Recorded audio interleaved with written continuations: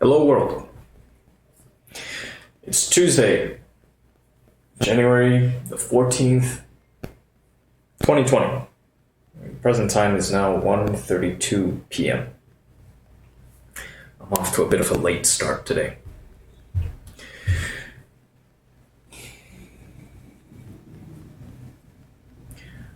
Last night, I met up with someone. A stranger from the internet. And tried out a new place. A boba shop. One I've heard of but never gone to before. So we hung out, chatted a bit, went and got some tacos. Went to a taco place.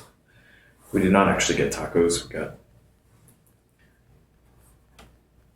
They ordered quesadillas, and I ordered something. I can't remember what it's called. It's decent. And then came back here,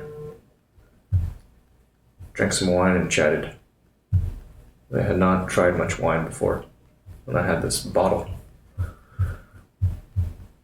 from my Nigerian friend's business launch event.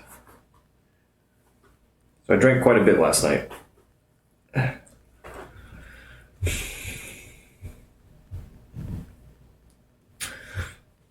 Today, there's one thing I didn't get around to doing. I did some journaling prior to meeting this person, but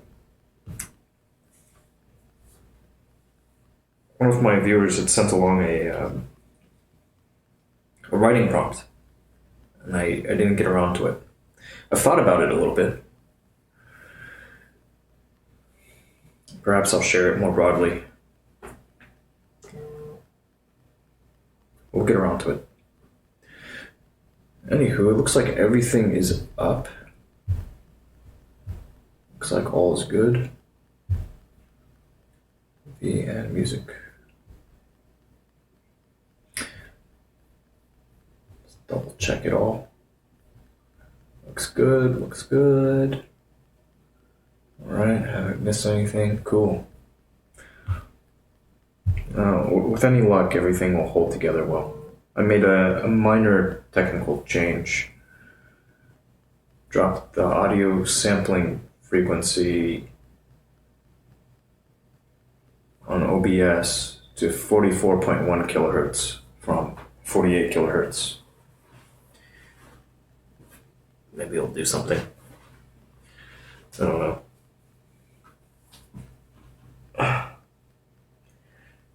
Alright, back to this habit. I'm going to pull up my reference.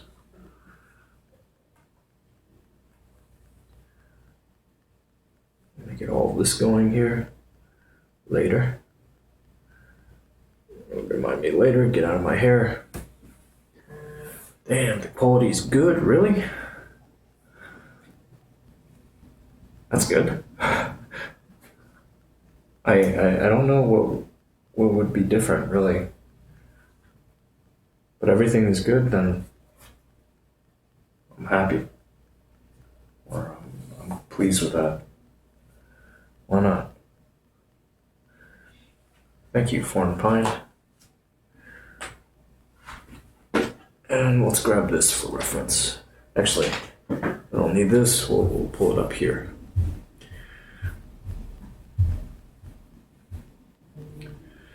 Da-da-da, 26 postures. And so it begins, yet again, another day.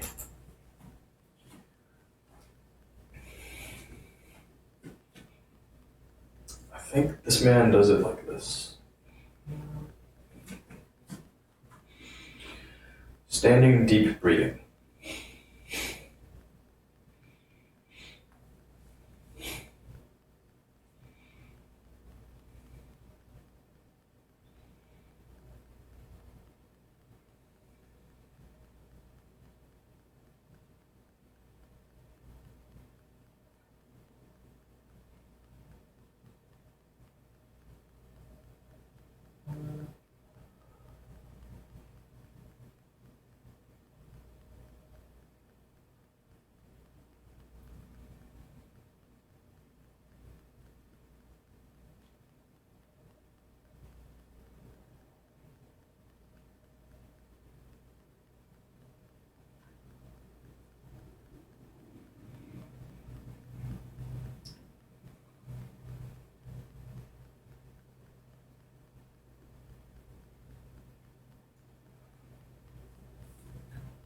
followed by half moon pose.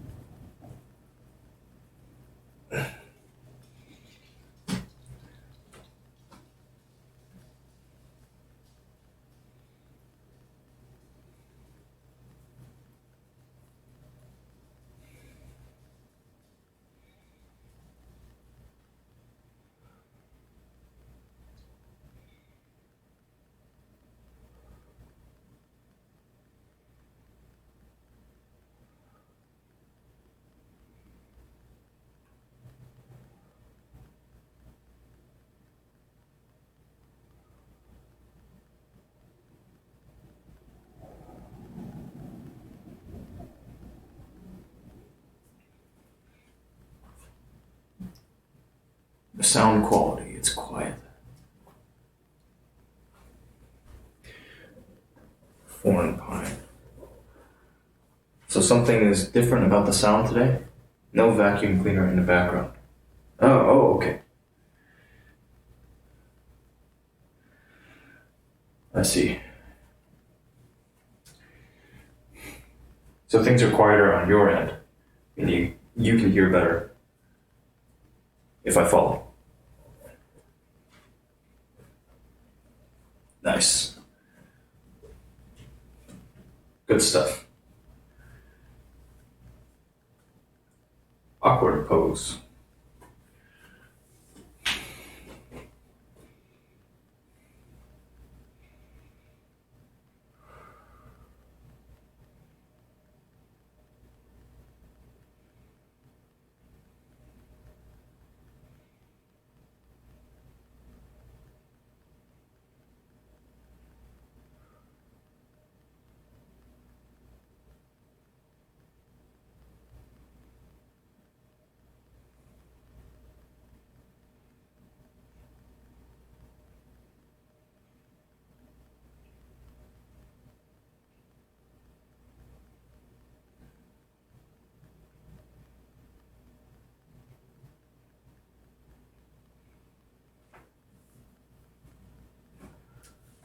Eagle pose. The balancing act begins.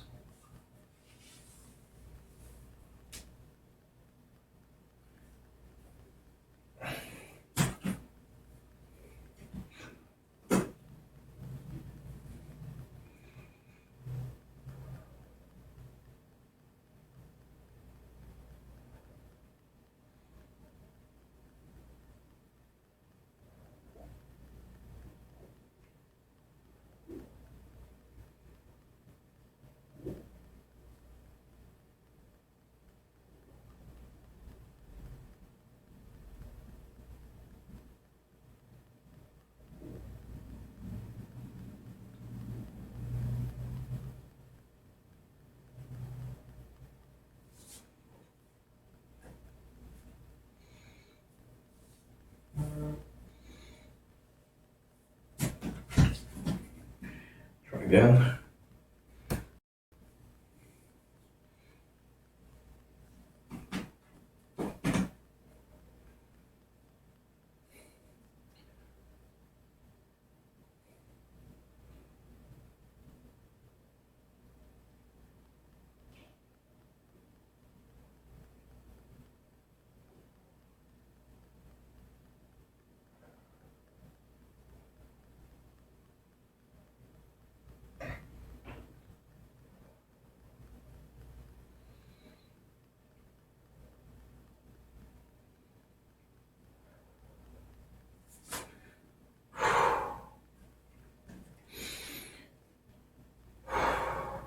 Standing head to knee.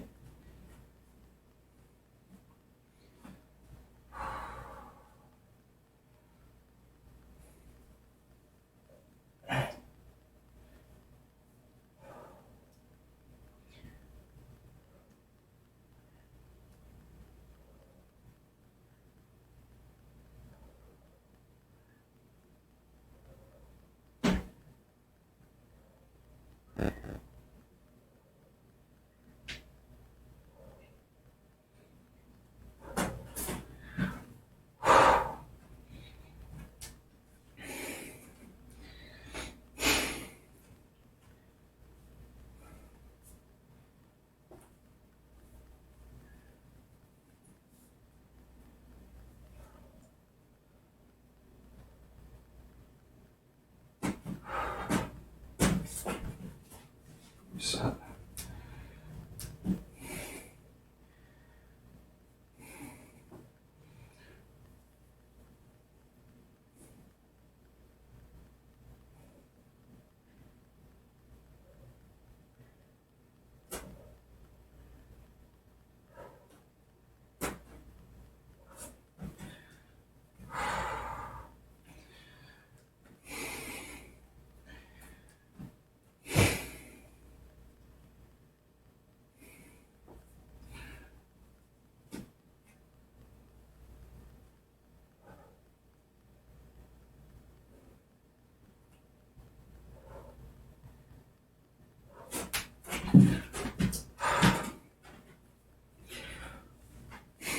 Standing bow.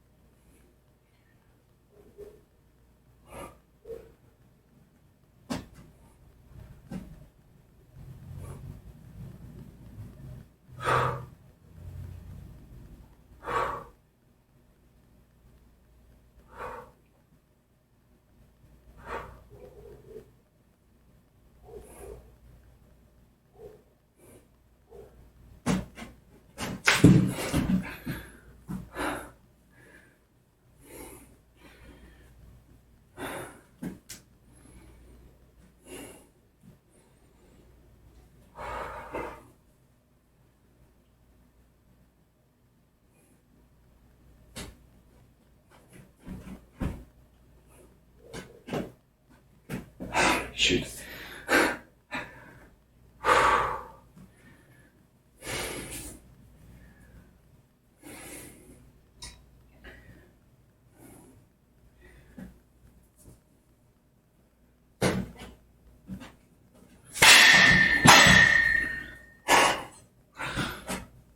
Oh man, getting wrecked. Again.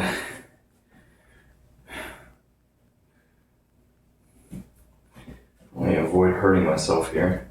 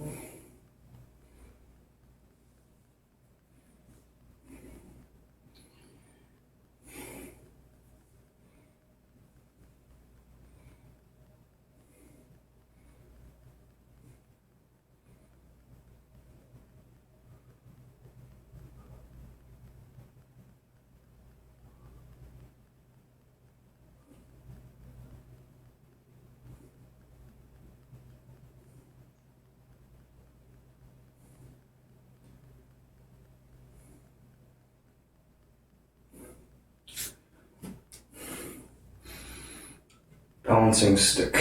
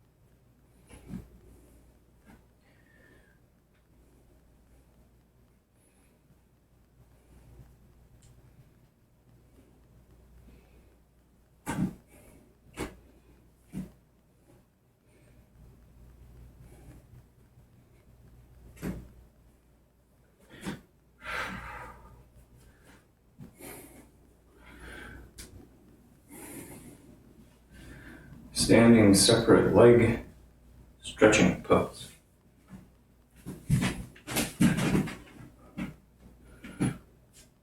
Wide.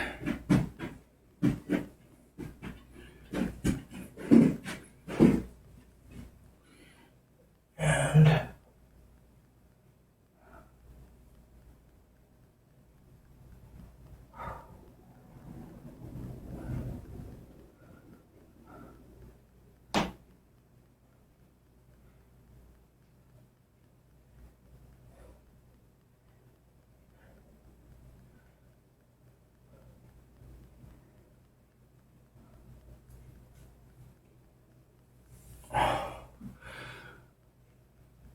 triangle pose.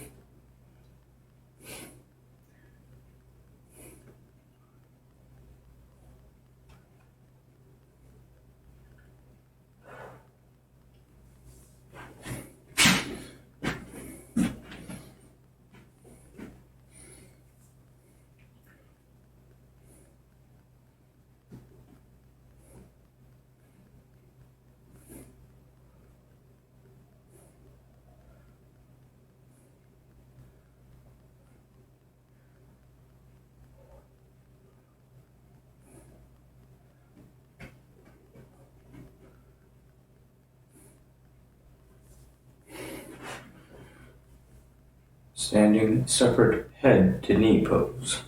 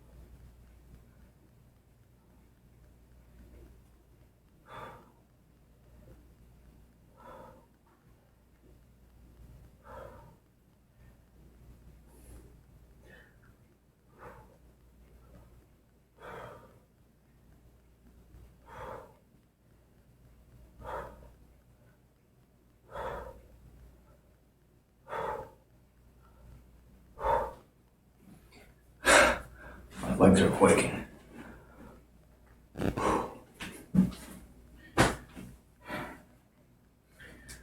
Tree pose.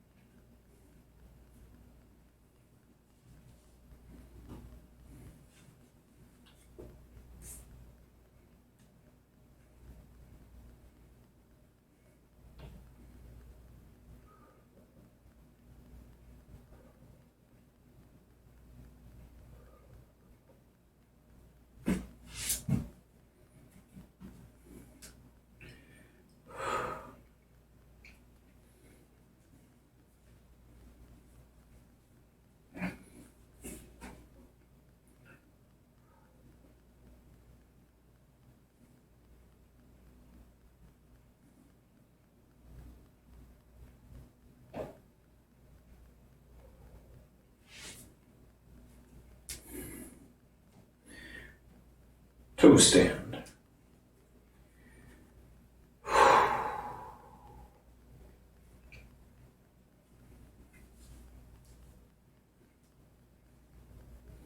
I still haven't looked into this stuff. Like actually looked at it to see how people are getting into everything. Let's play around, right?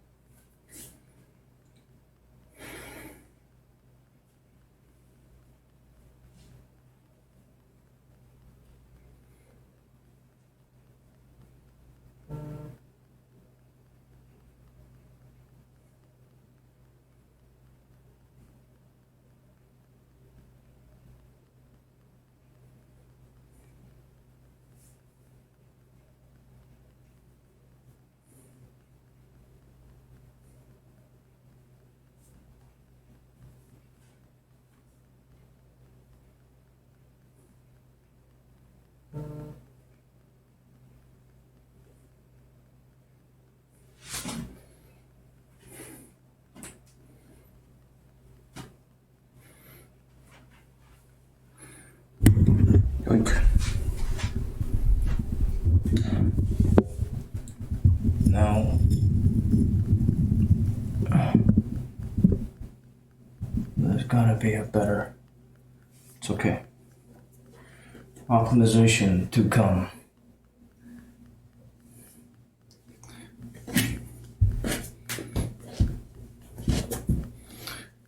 Dead body pose. Or corpse.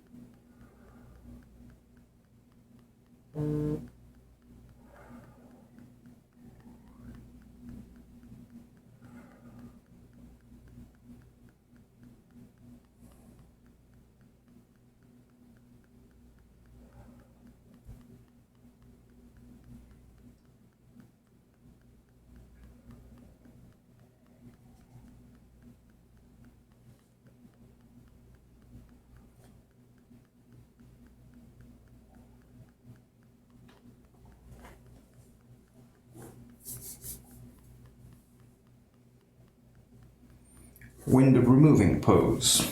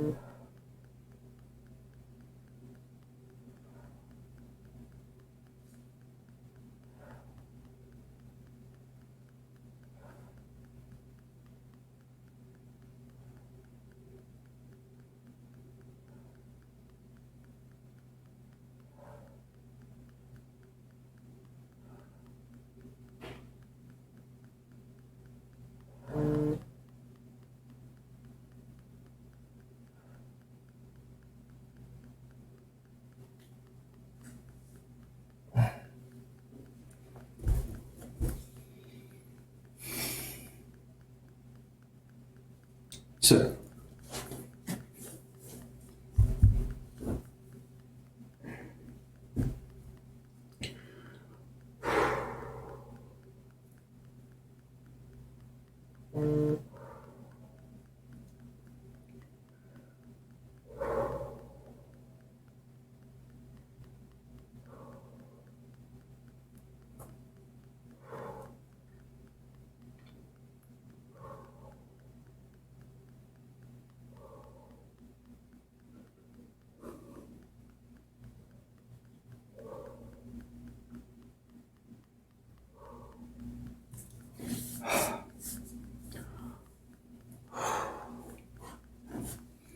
Cobra.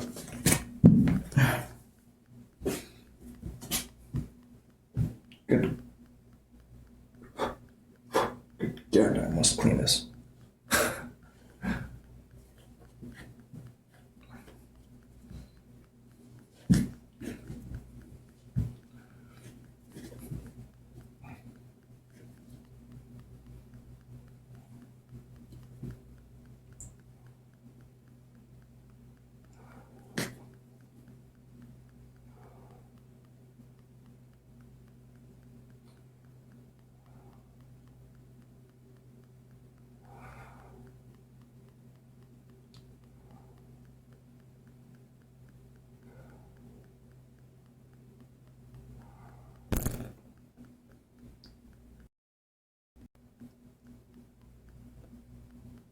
Locust pose.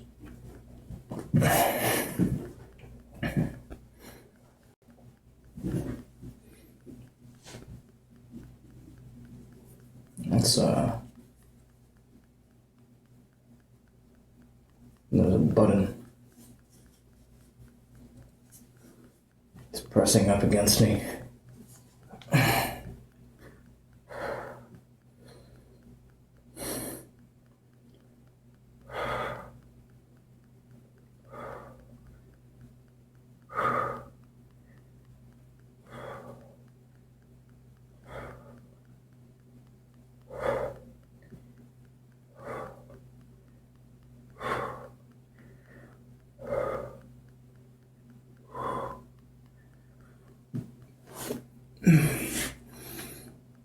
Full locust pose.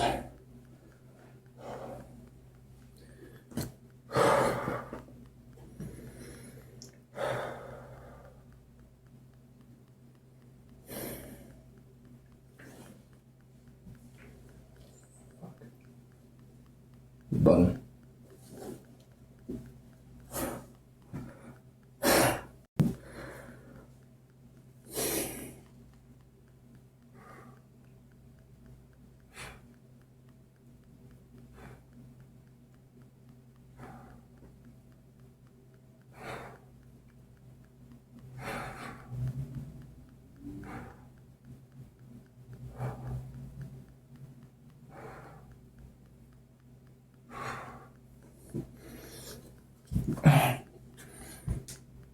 Bow pose.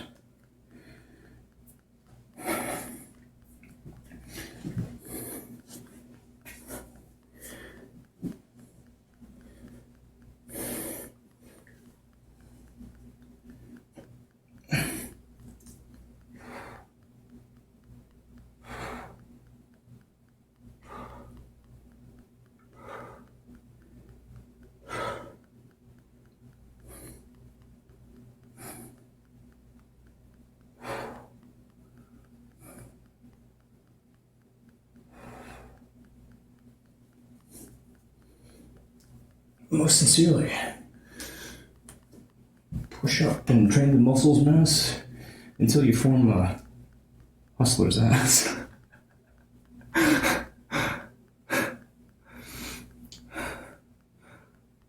Fixed, firm pose.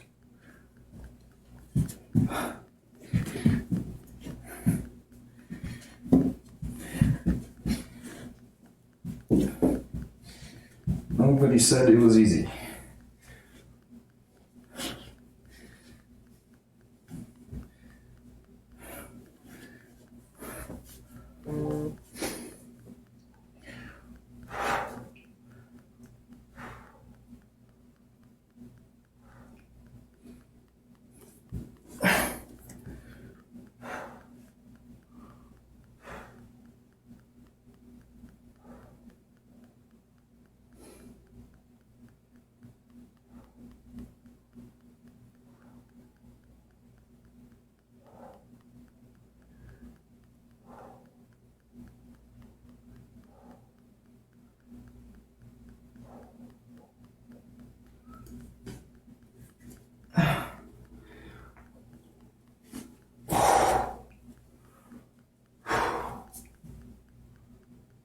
half tortoise.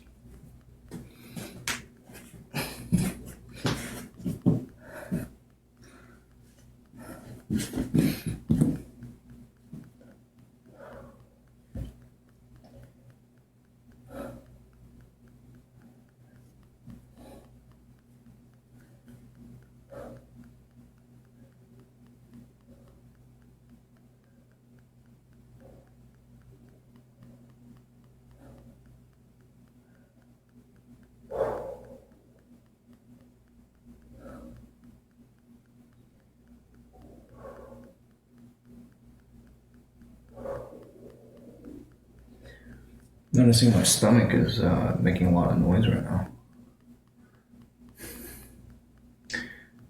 Camel pose.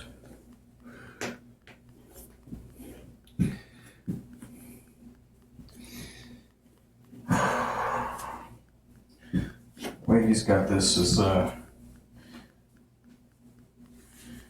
so I think that this is it. Really, you can do it simply like this, right? I think. Oh no, that's something else. It's like cat and cow or something. Camel.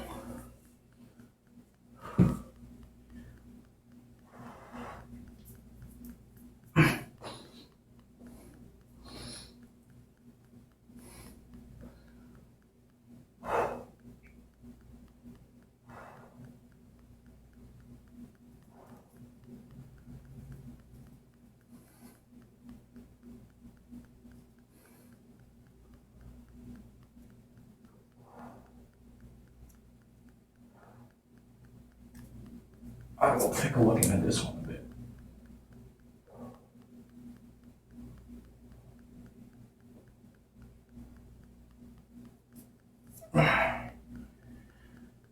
But maybe just focus on low back. That might be it. Rabbit. Another one I should take a look into.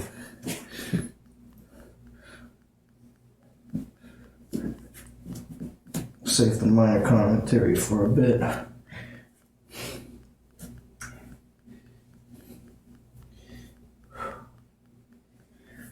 Let's see, angles.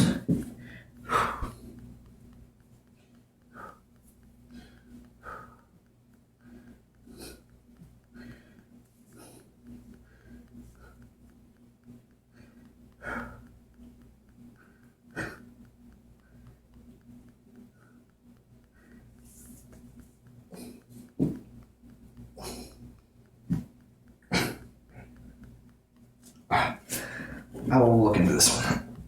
Oh, fuck. I tensed up.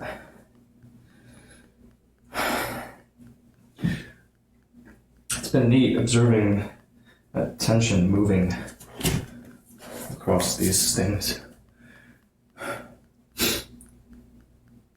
Head to knee pose and stretching pose.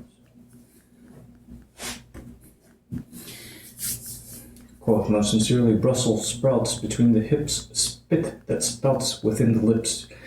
Yeti eater's belly bellows as skin shows purples, reds, and yellows. The limbs are lithe and hard to catch. Their bodies long and sumptuous stretch.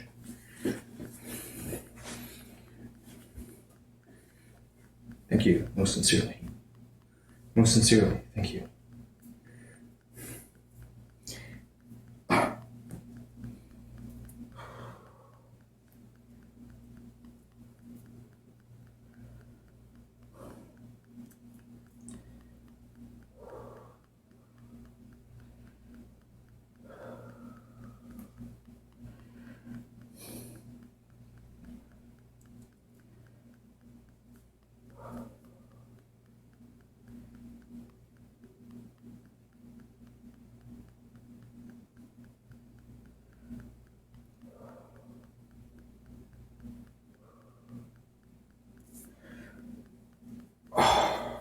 Yeah.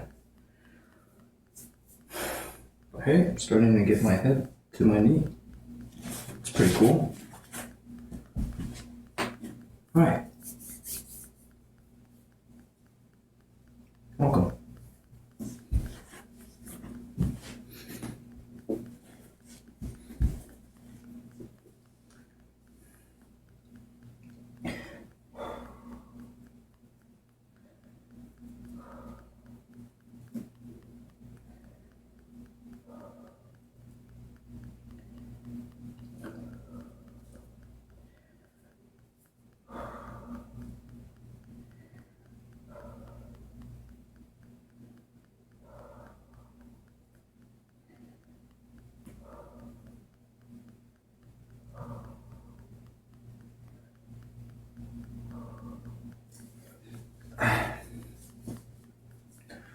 Little by little. Spine twisting pose. Oh yeah, okay, so what I gathered from this one,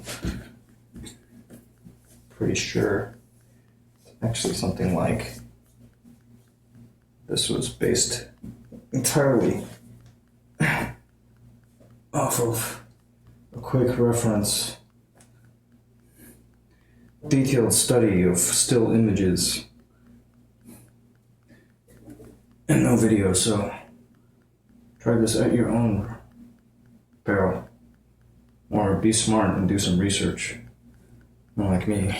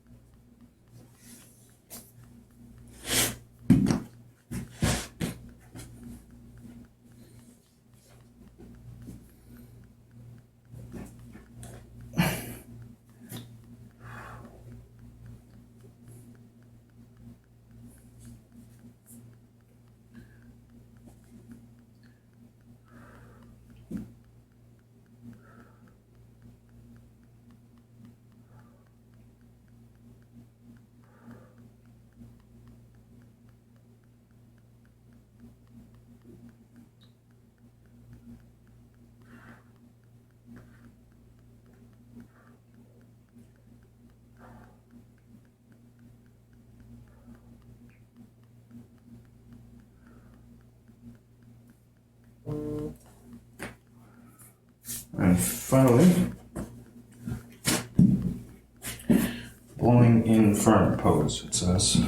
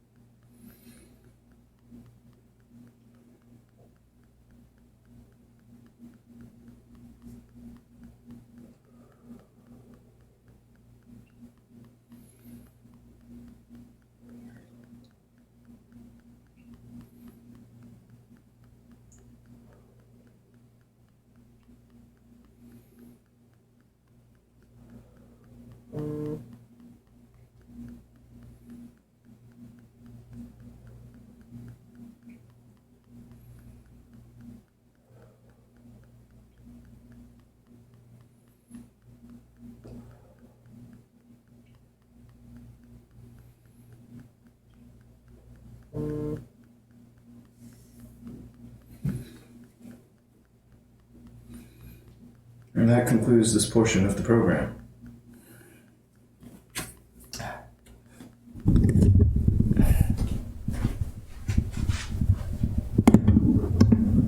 I'm going to take a moment, wash my hands, we'll move on.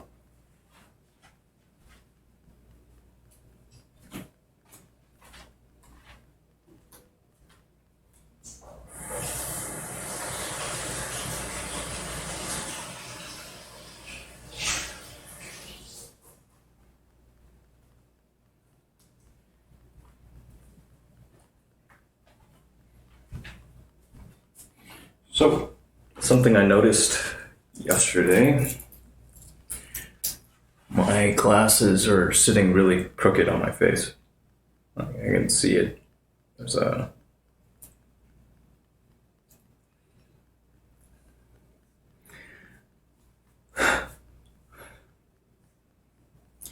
Maybe because I dropped them on the floor, I don't know.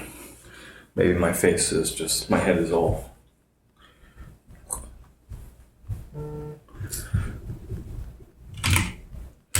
That's something to resolve. Now, there could be some minor hiccups. Let me know if you see something strange.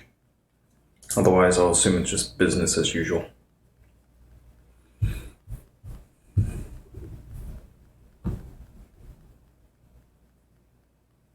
It's taking a while. It's taking its sweet time.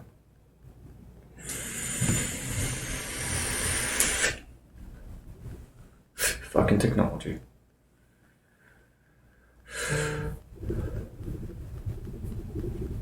Come on. Show me what you got. We'll throw this on a low bandwidth, just to be safe. Up and running, yeah, cool. Yeah, pretty balls. I know we're up and running, just looking for hiccups. Because I'm inducing some load on my network. Some traffic. But you couldn't tell any difference? All looks the same? And that's good. If nothing broke, that is good.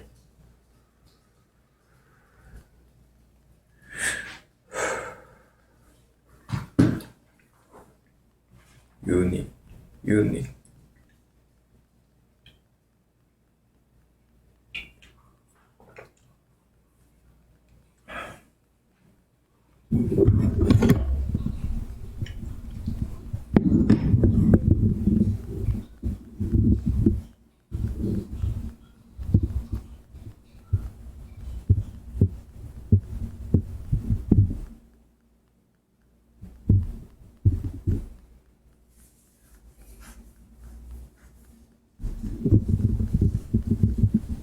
Going to Costco. Yeah, I could use some Irish cream. Just to make sure I still have some. Thanks for asking. Hey, Paul.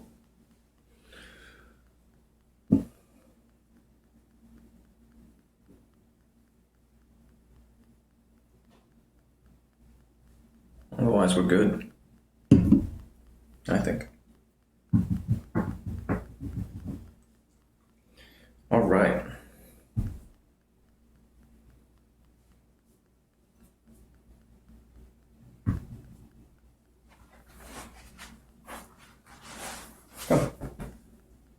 Come, Paul. Come here. No, not today.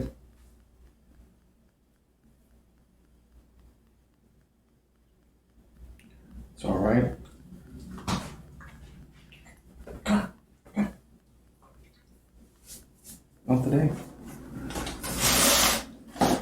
Okay, bud. Don't worry about it.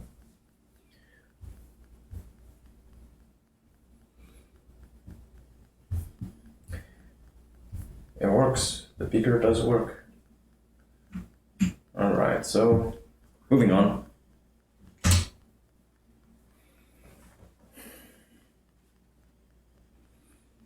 The Power of Nunchi by Yuni Hong. The Power of Nunchi from 2019 is an introduction to the subtle Korean art of gauging other people's moods and thoughts in order to create trust, connection, and harmony. While Nunchi has its roots in Korean culture, its lessons are applicable to contexts far beyond Korea. That's because Nunchi is a social skill that will empower you to read a room and understand others so that you can improve your relationships, get ahead at work, and influence people in any context and place. Who's it for? Employees who want to get ahead at work, wellness seekers who want to better connect with others, and Korean culture enthusiasts. About the author. Uni Hong is the author of the book, The Birth of Korean Huel, and a journalist who has written for publications such as the New York Times, the Washington Post, and the Wall Street Journal. At the age of 12, she moved from suburban Chicago to South Korea without knowing how to speak Korean. Within a year, she was at the top of her class, thanks to her mastery of Nunchi. What's in it for me? Learn how to connect with others. Knowing how to read other people's thoughts and emotions has huge benefits.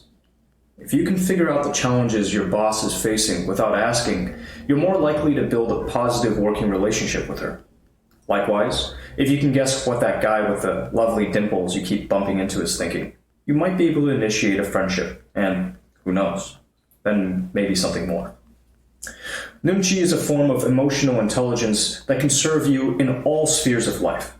By teaching you how to pay attention and glean information from observing others, it'll pave the way for you to build rich and satisfying connections.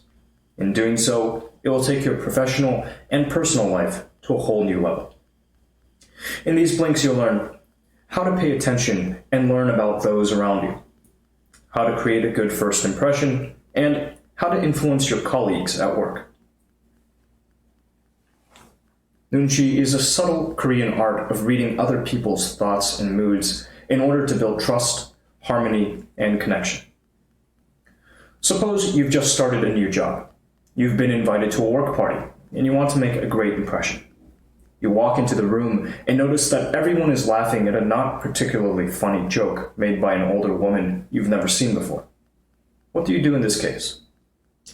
If you have good nunchi, you might guess that the woman telling the joke is important, and quite probably the boss. After all, everyone around her is laughing at her bad joke. You then find the first tactful moment to introduce yourself to her.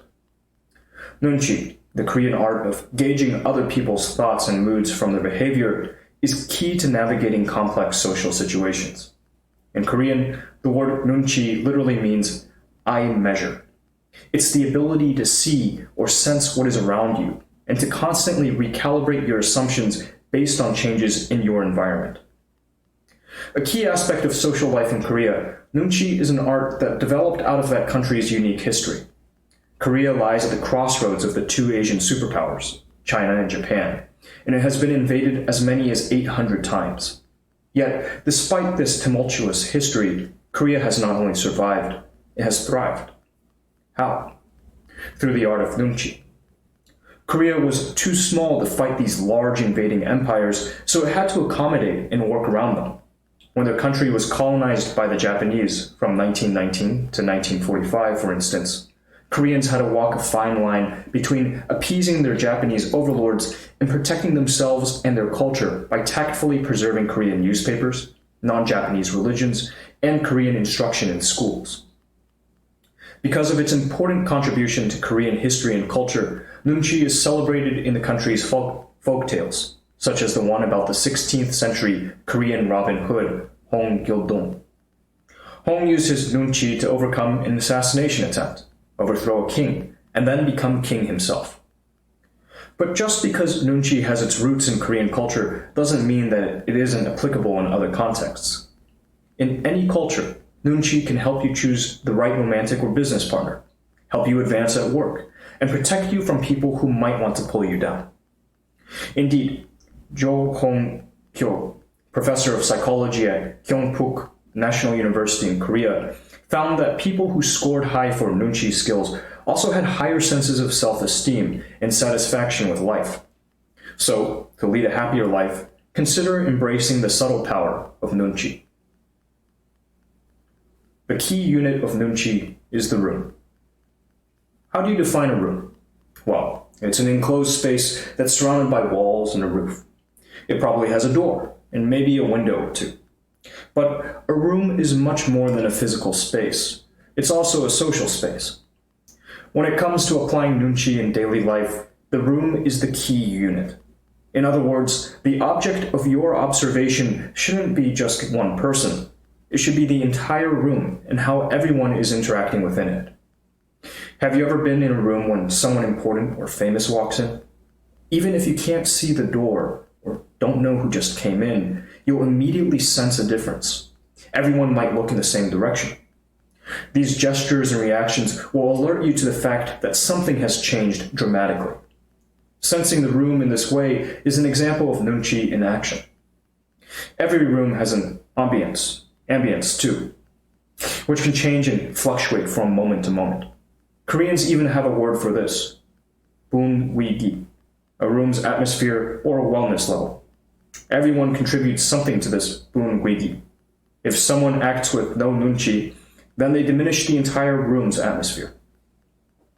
Imagine you're sitting with friends, one of whom has just informed you that he's been diagnosed with cancer. Another friend walks in and, seeing the glum faces, grins and asks, "Where's the funeral?" By speaking in a way that is out of tune with the room's somber atmosphere, that person acts without nunchi and creates awkwardness and embarrassment around a serious announcement. Nunchi isn't just about speaking or listening in the appropriate way and at the right time, though. It's also about reading the room so you can engage in gestures and actions that improve the room's overall atmosphere.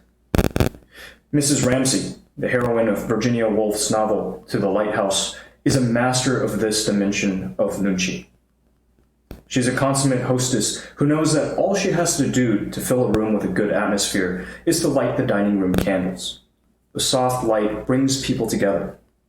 As if by magic, the room's awkwardness and tensions transform into warmth and coziness.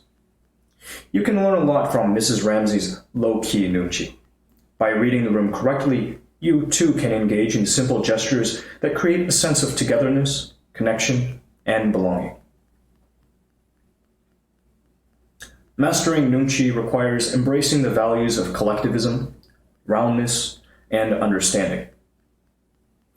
If a Korean child is standing in line with her mother, waiting for a buffet, and she complains, "I'm hungry," her mother is likely to respond, "Are you the only person in the world?"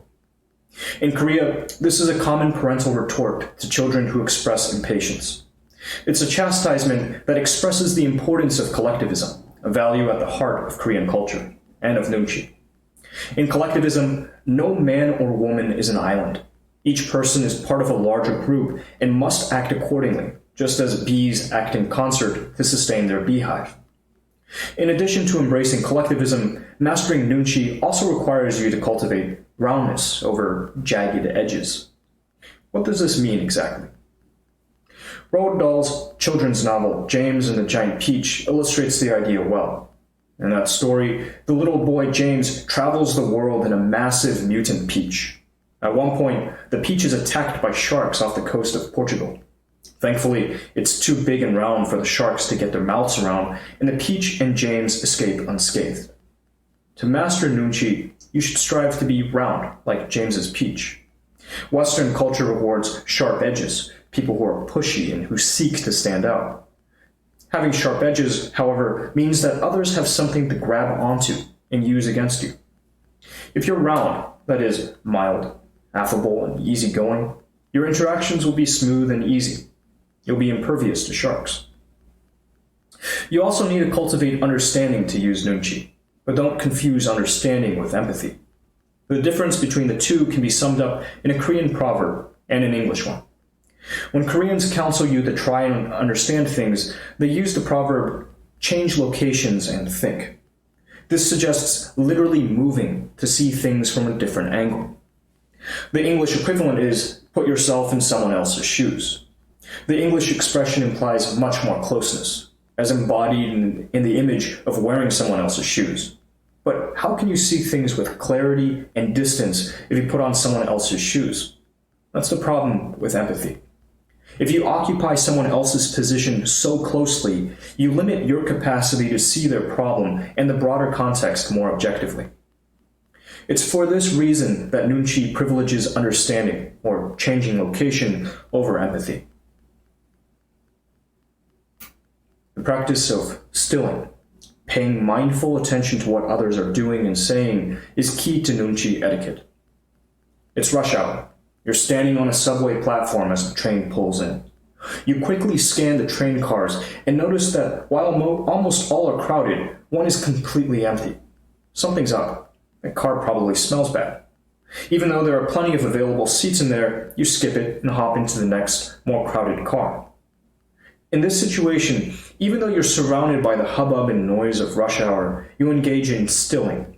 That is, you pay close attention to your environment and the people in it. The practice of stilling is essential to mastering the art of nunchi. It underlies many of the key rules of nunchi etiquette. One nunchi rule dictates that before you enter any room, you should empty your mind and do away with your preconceptions. Why? Only when you still your mind by emptying it will you be able to observe your environment and the people in it with accuracy. If you go to a formal dinner at an expensive restaurant expecting everyone to be a snob, you may well miss out on befriending the nice couple who, like you, are very much into volunteer work. Stilling is also central to another dimension of nunchi etiquette, which is never to pass up a good opportunity to be quiet. This advice goes against Western culture's emphasis on asserting yourself by being loud. Nunchi, by contrast, is a social art that privileges saying less over saying more.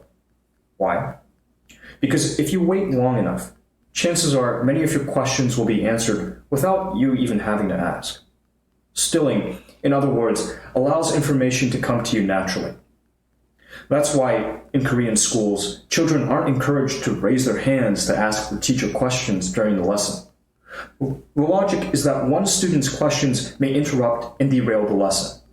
It's best to allow the teacher to get on with it and convey his knowledge in full. Of course, if a child still has a burning question at the end, she can always ask the teacher after class. The point is, if you're patient enough, many of your questions will likely be answered. So it's best to sit still and listen. Nunchi helps you hone your first impressions of people and create a good first impression yourself. Sherlock Holmes, the Victorian-era detective created by Sir Arthur Conan Doyle, is a master of first impressions. At his very first meeting with Dr. John Watson, who goes on to become his sleuthing partner, Holmes notices Watson's tan and his haggard face, as well as the awkward way he holds his arm. Based on these physical details, he correctly guesses that Watson has recently served as an army doctor in Afghanistan. We can't all be as clever as Sherlock Holmes, inferring such precise facts about other people from just a first impression. However, Nunchi can help us hone our ability to read people we've just met and make better judgments about who they are. People dismiss first impressions because they're the social equivalent of judging a book by its cover. After all, there's the danger that snap judgments may be based on biases such as racism or sexism. But trusting your first impressions doesn't necessarily mean that you're embracing your biases. On the contrary, Nunchi is an antidote to bias. How so?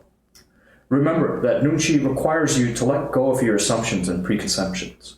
Prejudice, on the other hand, is fixed. It doesn't adapt to changing information. A Nunchi-based first impression requires you to assess people and situations according to what's in front of you, rather than your preconceptions.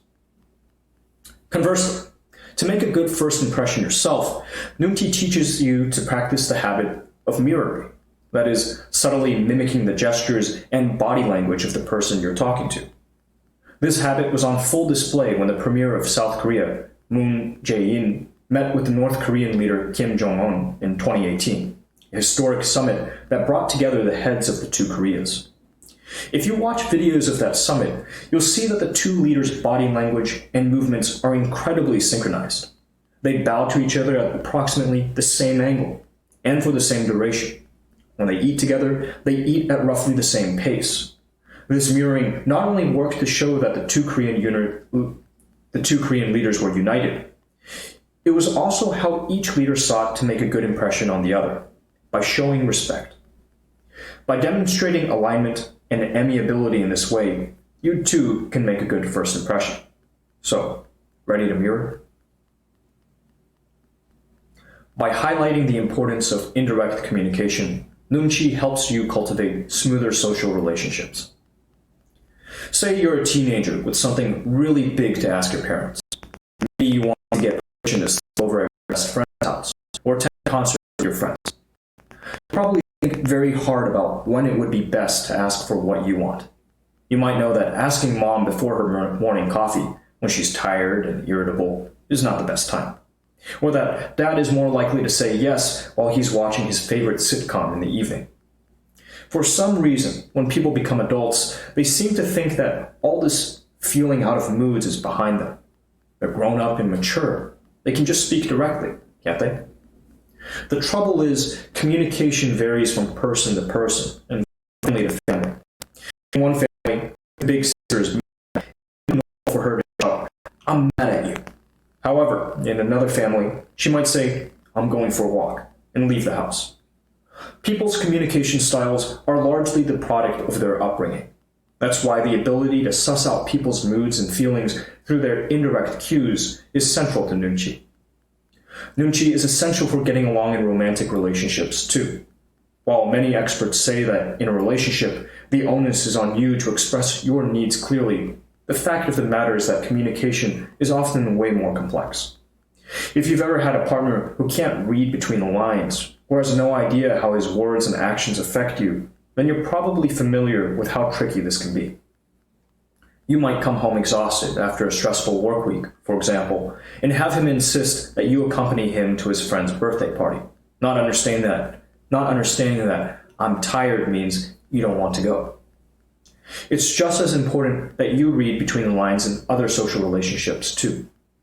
Might your best friend's recent irritability have to do with the strain of looking after her ailing mother? If so, what activity can you plan for the two of you to help her relax and have a good time? Cultivating Nunchi in this way will make for smoother, more considerate relationships in all spheres of your social life.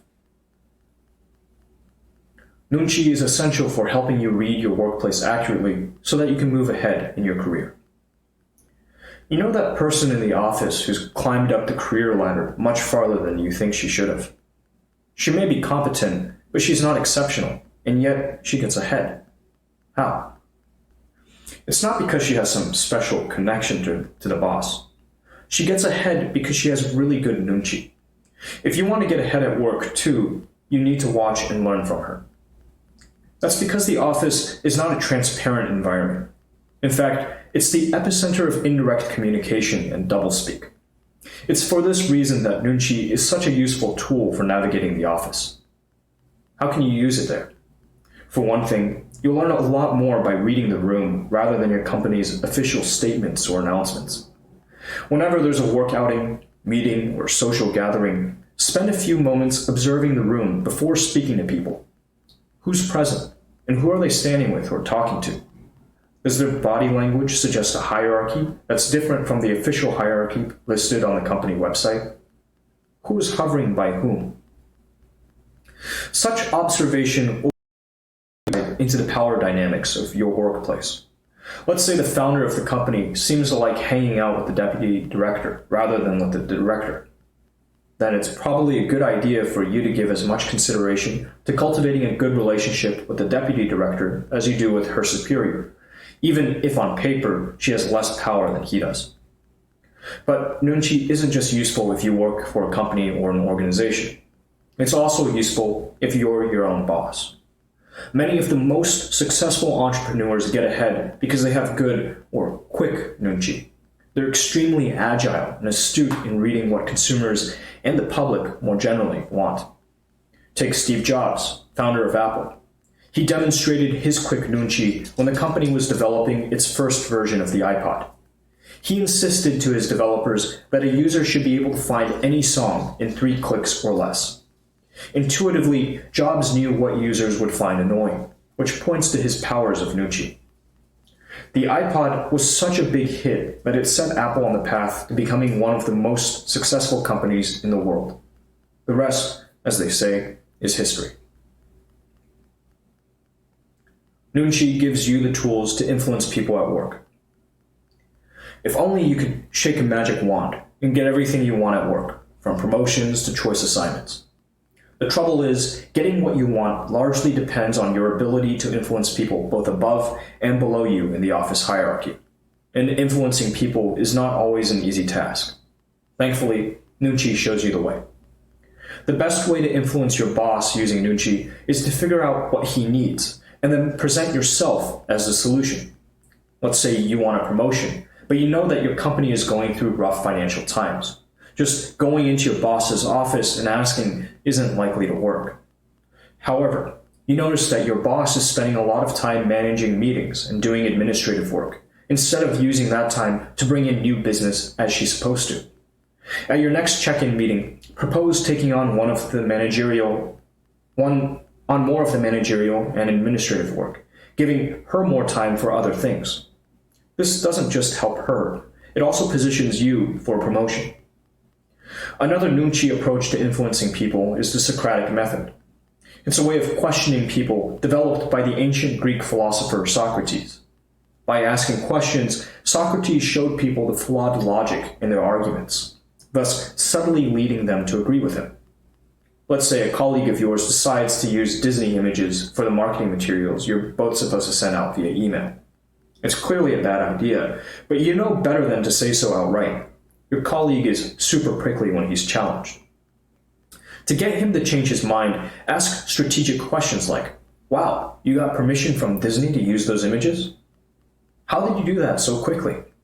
He'll have to admit that no, in fact, he didn't get permission from Disney, in which case you respond, "Great, so the legal department has finally gotten off our backs about getting sued." He'll then have to confess that he hasn't run the campaign by the legal department. By this point, your colleague may well begin to question the wisdom of his decision. Just by asking questions, you've gotten him to see the error of his ways. With Nunchi, you won't just be able to influence people at work tactfully. By mastering practices such as reading the room and stilling, you'll raise your game to a whole new level, both inside the office and out of it. Final summary, the key message in these blinks. To become a true Nunchi master, focus on observing others and reading the room rather than loudly asserting yourself. Furthermore, embrace the values of collectivism, roundness, and understanding in order to gain a deeper insight into your social surroundings. By doing so, you'll be able to gauge other people's thoughts and emotions in a way that'll help you move forward in both your professional and personal lives. Actionable advice. Ignite flow and connection at work. Next time you're running a work meeting, bring a food item to pass around. It doesn't have to be anything fancy. Any candy, something as simple as chocolate bites will do. Begin by saying, "Hi there everyone, I've brought some chocolate." Make sure you use the word everyone, which creates the feeling that everyone is included in the group. Pass the chocolate to the person sitting next to you, asking them to help themselves and pass the box onwards. It's that circular motion of passing the treats around that creates flow and ignites a feeling of community. What to read next? Ikigai by Hector Garcia, Huig Server, and Francesc Miralles. Now that you've learned about Nunchi, a social concept central to Korean culture, why not delve into useful concepts offered by other Asian cultures? In Ikigai, Hector Garcia and Francesc Miralles explore how Japanese culture can help you live a long, happy, and fulfilled life. Specifically, the authors explain the Japanese concept of Ikigai, which includes your reason for living, your life goal, and your source of longevity. You'll learn about the longevity secrets of the centenarians of Okinawa in Japan, and pick up some great tips for healthy cooking and happy socializing in the process.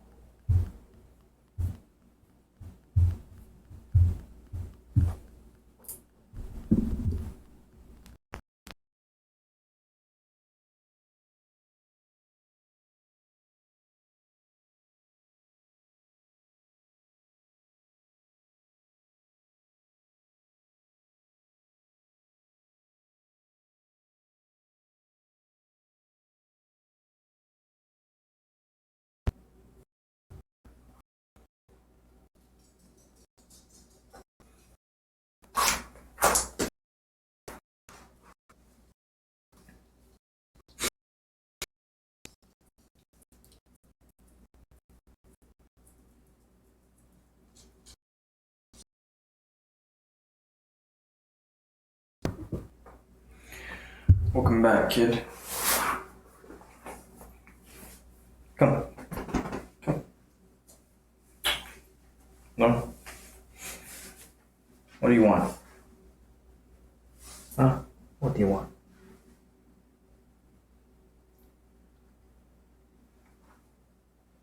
What can I do for you?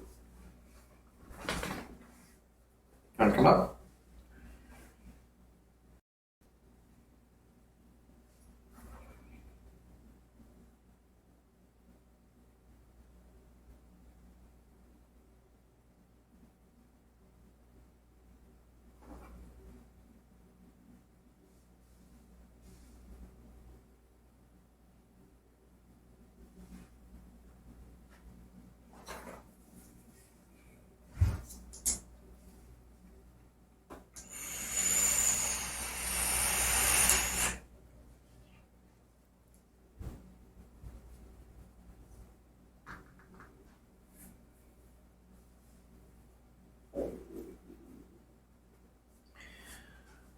I could use some fruit.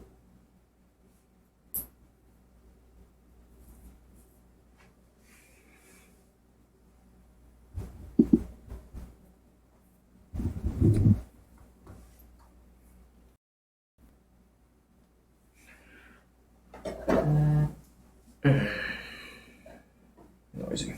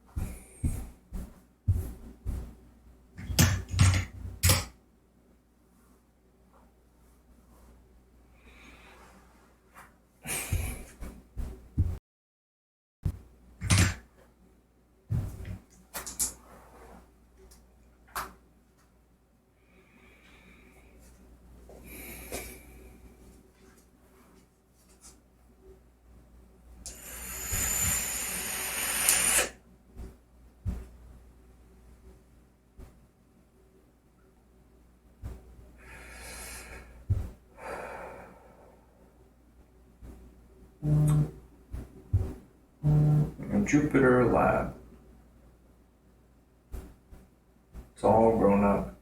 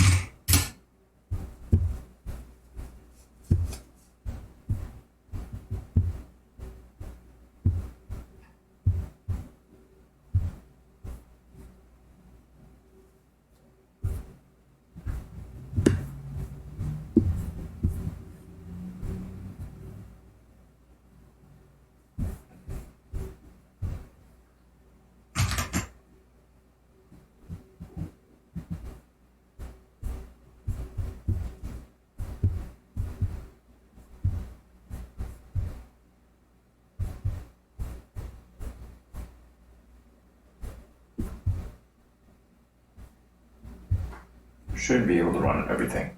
And then it'll just spit it out for me. I think it worked. Good.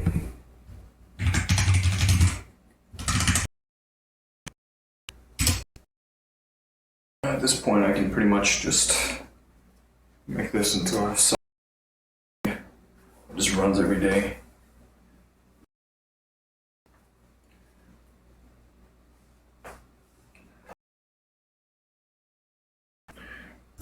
I'm gonna get smarter. Attack this stuff.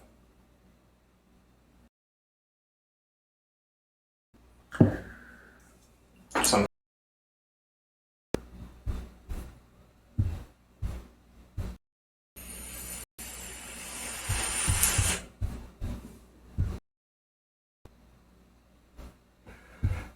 sometimes.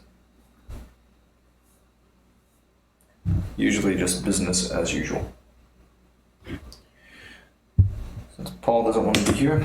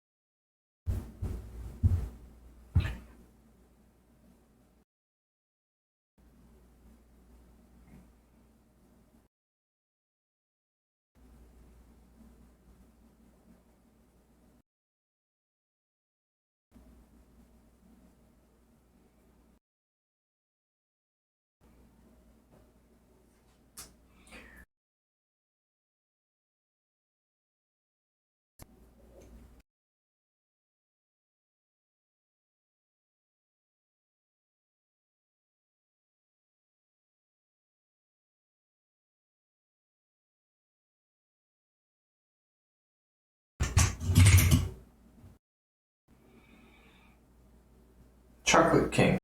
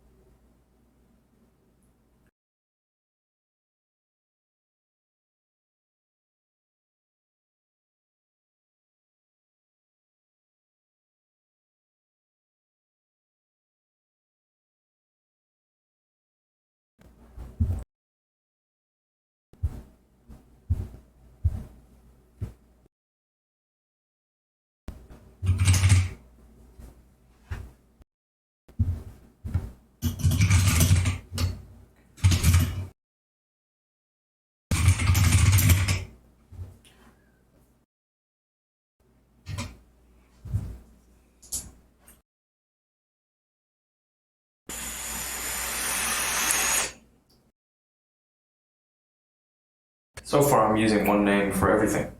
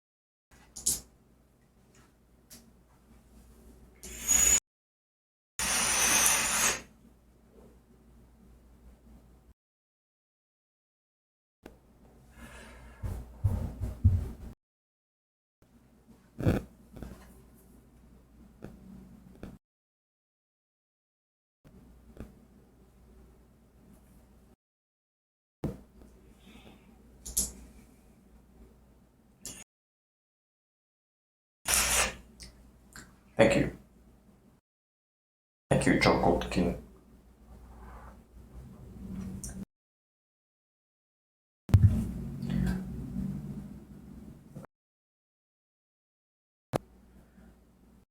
Recovering my vision.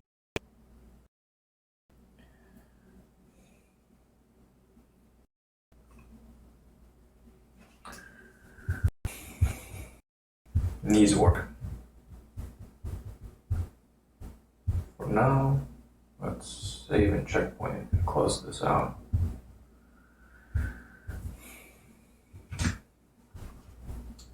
Maybe get smarter. It's gonna take some time. It's gonna take some time.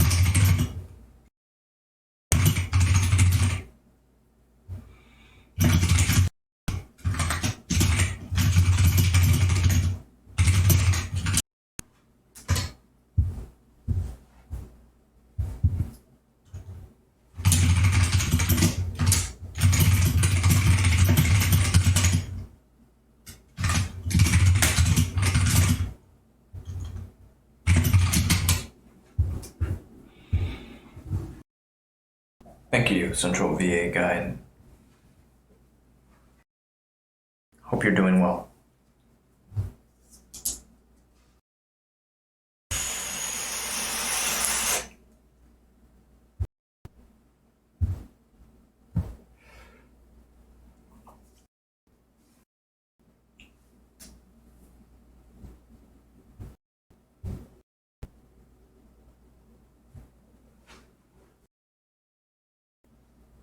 It's been a minute.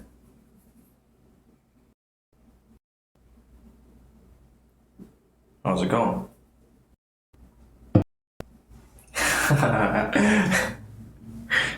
The same thing. Alright, me, doing better than I deserve, always. Last night I got a text message. I know who I'm going to be working with out in LA for round 2. I got this. What they're willing to do. So I reached out. Maybe I can start a thigh when I actually reach LA. Get the juices.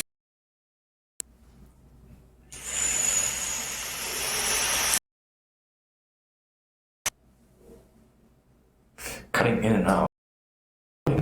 Shit. I hope. Can everyone hear me okay? Or are we having?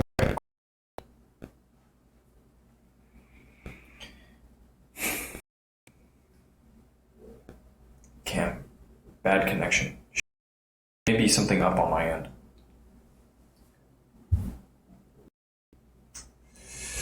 Let me take a quick moment.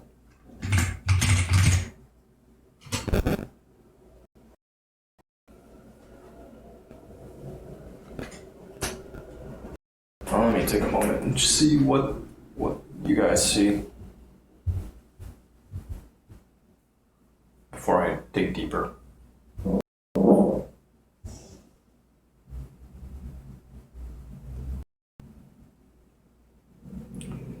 It could. It's tough to say.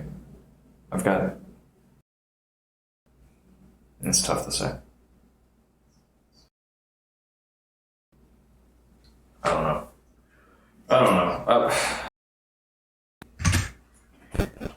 I haven't done anything, so hopefully all's good. So I could check on one of these. That would be a safe-ish way of doing it. Freaking A. Technology and I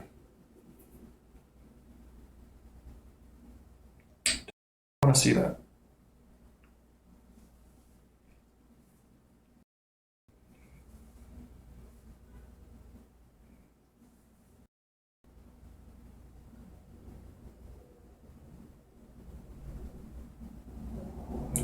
Please don't send me any more of that. Thank you.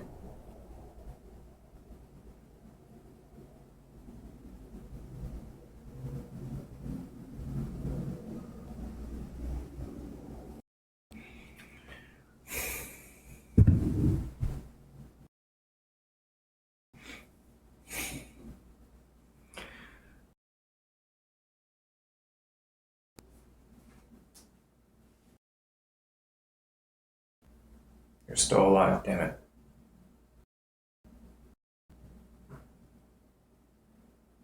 Mary.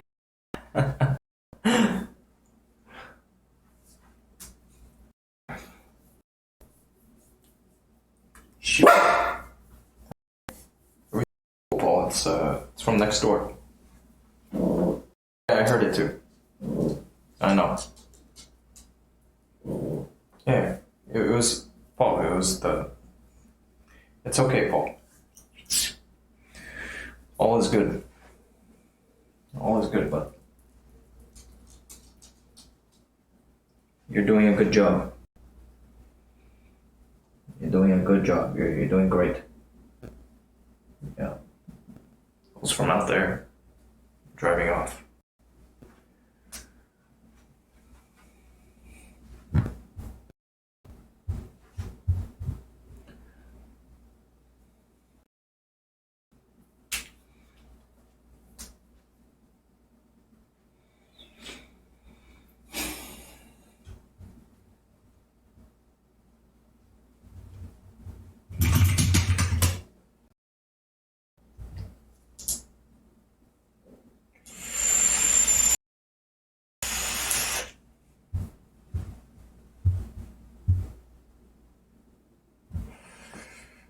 You're so much better than 98% of the lads. No. I don't know about that.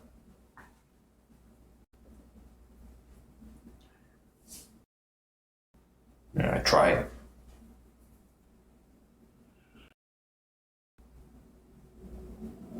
I'm trying. But there's a lot I could do better.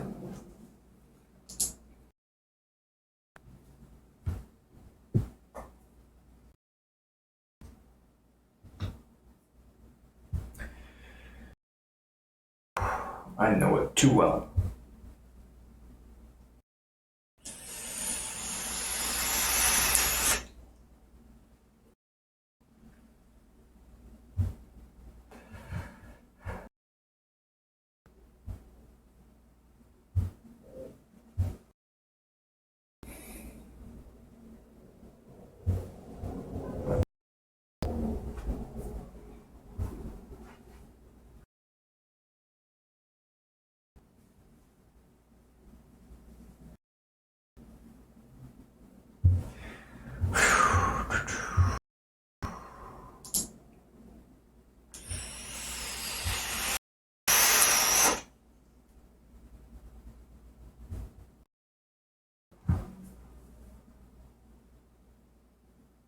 Oh, yeah. Someone had tipped me earlier at night.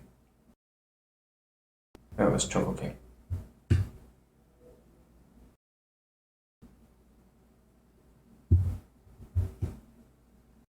Oops. Sorry, I missed you. Are you still?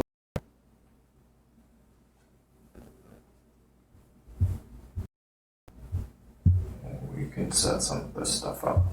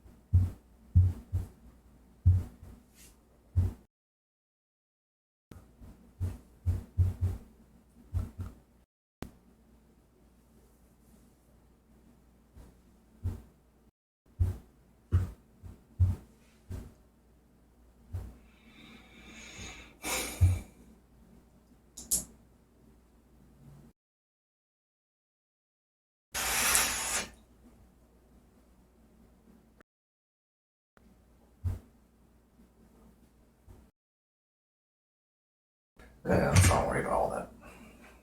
It'd be nice to automate some stuff. Some grunt work. Toil. What would I like to do today?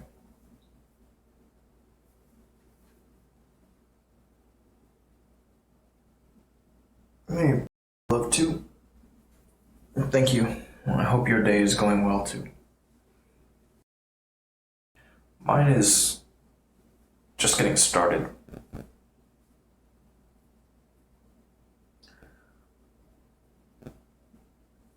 gonna grab a snack. Back in a tick.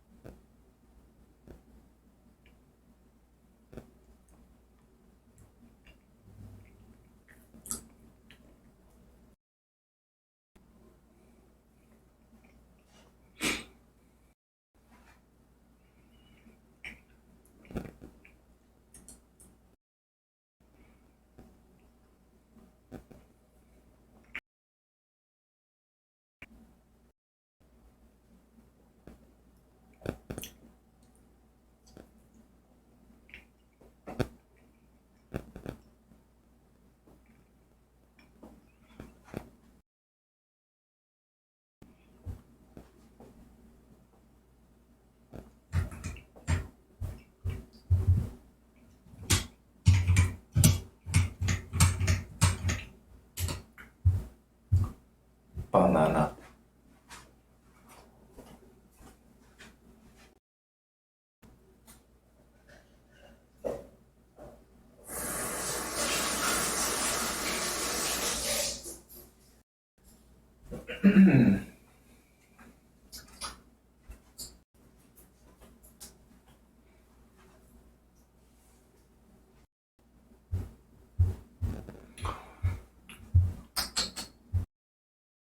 Can you tell us the story of how you landed the gig of shooting with the famous Carla Kush? Sure.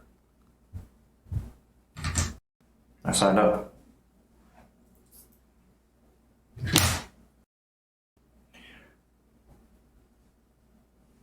That's simple.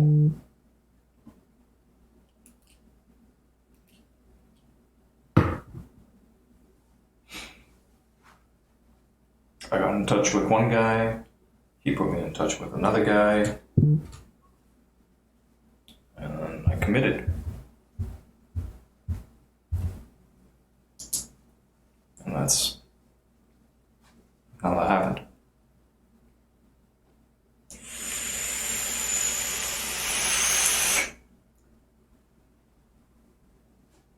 Easy as that.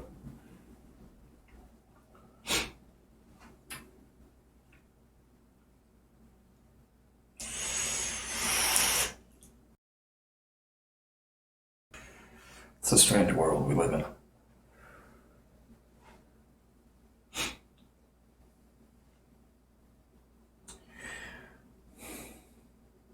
You plan to do more in the future. Oh, and hello. Welcome. Yes. I shared just earlier. I got a text message last night. So we've got dates set, talents booked, and I know what they're willing to do. So still gathering information. I'd like to know what they like, their likes, dislikes. There's going to be more work going into it, more control.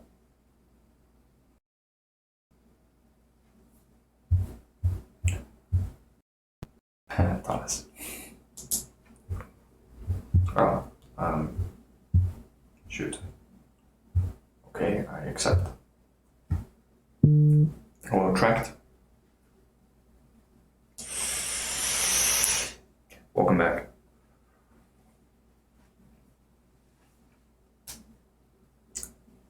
Doing better than I deserve, always. How are you?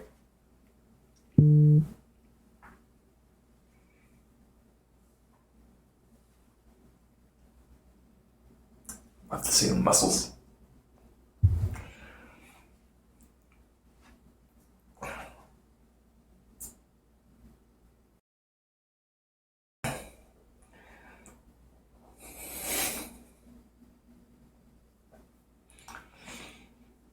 I don't really know any poses.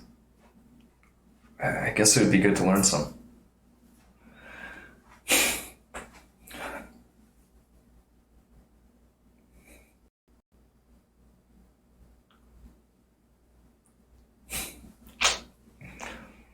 Oh, shoot. Let me move this around a little bit. I'm going to mute briefly.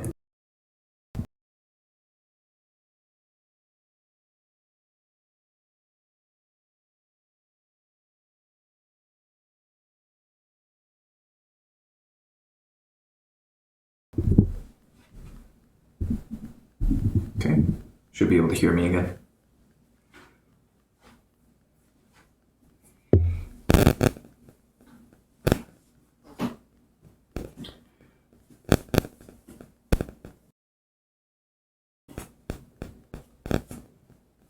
I guess it's like this.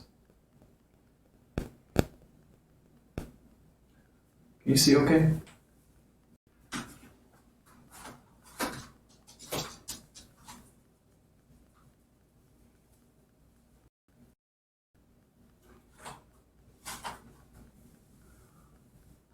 Oh, for that, I'd have to pull some plugs.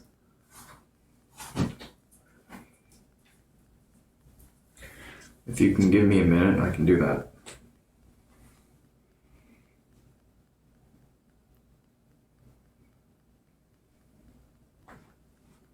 Okay? Alright. One moment as I pull some plugs.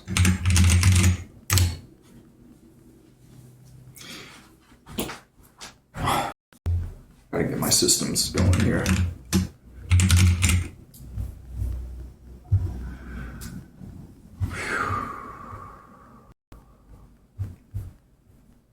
Here goes. And 1, 2, 3, 4, 5, 6, 7, 8, 9,